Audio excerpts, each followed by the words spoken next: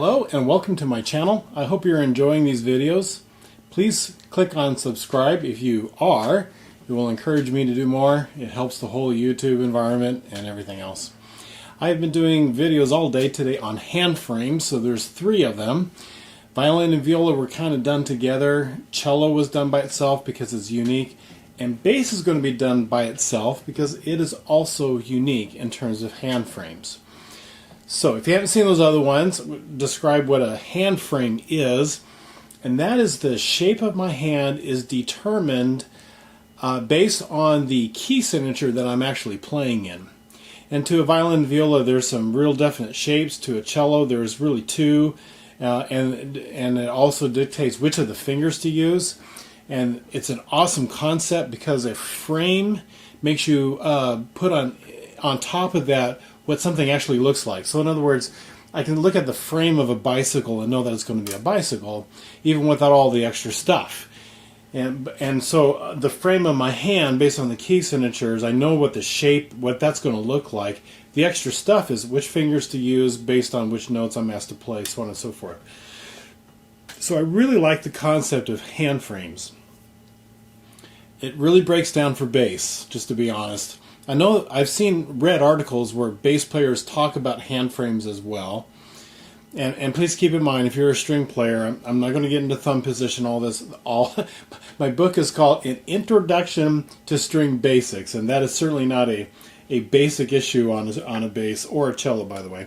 So that's not what I'm doing. I'm not going to go into that. And like I said, it kind of breaks down because really there's only one shape for bass, and it's this. This is what a bass player does. And when you're looking at notes on the staff, you've got really only 2 choices. There's really only 2 fingers that are going to be used. It's either going to be the first finger with the second, or first finger with the fourth, or it's going to be the second finger with the first finger. I'm thinking diatonically, or the second finger with the fourth. Or it's going to be the fourth finger with the second, or fourth finger with the 1. In other words, I only really got 2 choices. Because on a bass, from my first finger to my fourth finger is a whole step. And then 1 to 2 is a half step, 2 to 4 is a half step. And so this is why I got to make this shape, because I got to have the same distance from here that I have here. And I'm always working on this shape on the bass. By the way, if you are a string player, I know I'm really close up here. I'm doing this on purpose so that you can really kind of see my hand as I'm doing this. And I'm on a small instrument. So you might be thinking, that looks a little small. It is a little small. My room's small, and I'm a violinist, so it's a little bit easier to make a smaller hand. So that's just the way it is. But anyway, that's it. That's my hand frame. Now, so what am I thinking? Well, when you look at here, I'll make some room, so just look over here. That is what the fingerboard looks like in the key of D major. So all of my hand frame videos here have been talking about D major. That's what D major looks like on a bass. And if you've been through the violin one and even the cello one, you're thinking, wow, that looks a little bit anemic. And it is. Look at the E string, right? So open E, that's pretty easy. You can play it. But then I've got first finger F sharp, and then I've got a G. And I got to move on. Because fourth finger would be a G sharp, that would be outside of the key. And so it doesn't change the shape. The only thing that and that's why I like hand frames and key signatures, and that's why I say it kind of breaks down on the bass, this whole concept. But what you got to think is 1 and 2 on a bass in key of D major, and that's my only option. Then let's go over to the A string. There's my open A, and then B, and a whole step C sharp. And there we go. So there we go. That's it. There's my shape. See that? That's my only options. 1 and 4, B and C sharp, and then open D, E, F sharp. Now D string and A string. Okay, that's pretty cool. They're the same. C string wasn't. It was different. It was 1 and 2. And then I get over to the G string, just like my D string. Okay, and so basically on a bass, here's my 1 and 2, here's my E string, there's my A string 1 and 4, D string 1 and 4, G string 1 and 4. That's it. Now you might notice, hey, there's some other notes there on that fingerboard. Yeah, well, because straight away, even in beginning classes, if you haven't taught a beginning class before, your little guys and little gals are already shifting. A bass player's life should be doing that, and actually very, very quickly. You can't even play a D major scale without shifting. Or you stick in an octave displacement, which is no fun for anybody. So I encourage you, if you have a method book that does this, if I could play in tune,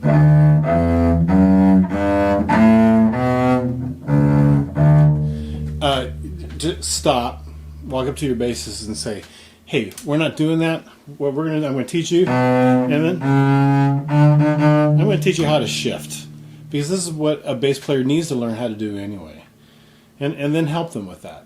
But that's a whole other topic. So anyway, you're going to say, what are the other notes? Well, on the D string, I want you to learn third position. In my book, it's string basics, but shifting is a basic concept for bass especially. And I want you to learn some third position notes on the D string and third position notes on the G string. That's why there's these extra notes. So if you're following along and you see D, E, F sharp, and then you think you should go up to G, the answer is no, you play open G. Okay, play the open G. I have you on some songs, I'm going to have you jumping up and doing this and learning how to use these two notes, because that first finger will be G, fourth finger will be A. But when you do the notes, all right, I just want you to... Okay, so I'm getting a little ahead of myself.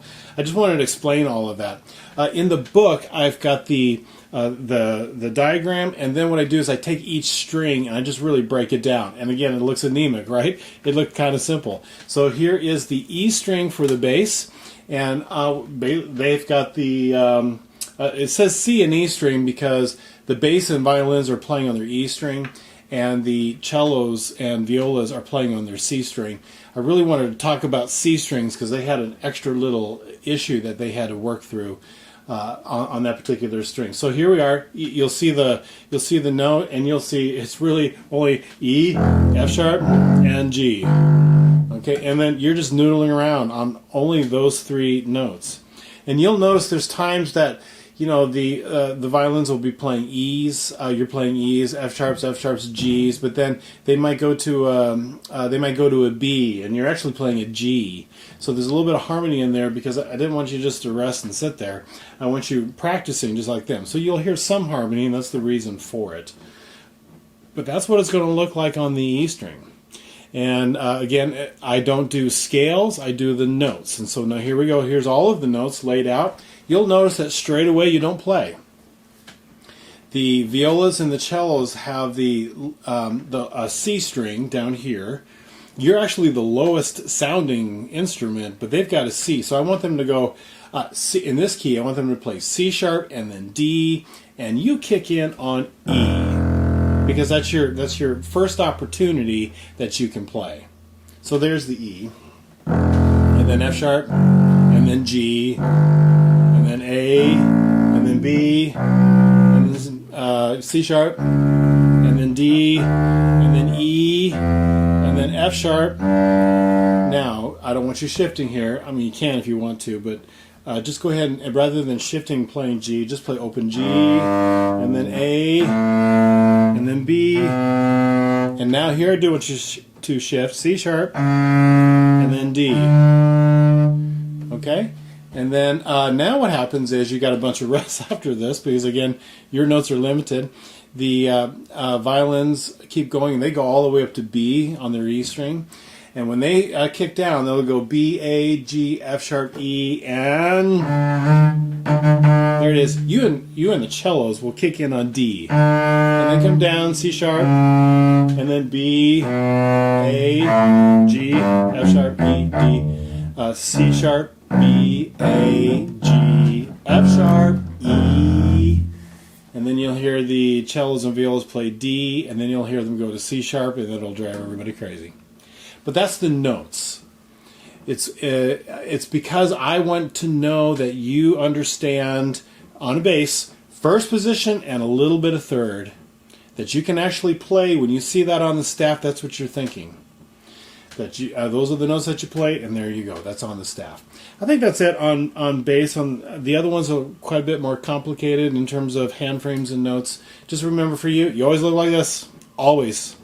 And your choices are this: do I play the 1 and 2 or the 1 and 4, or do I play the 2 and 4, or the 2 and 1? Right? It's just the way that it works out in your hand. So I hope that helps. I hope all of these hand frames videos have helped, and and I'm about to finish them up for today. And so leave me questions if you've got them. Check if you don't have my book, you can check it out in the show notes and find a way how to get a copy of that. And I believe that's it for today. So I will see you at the next video.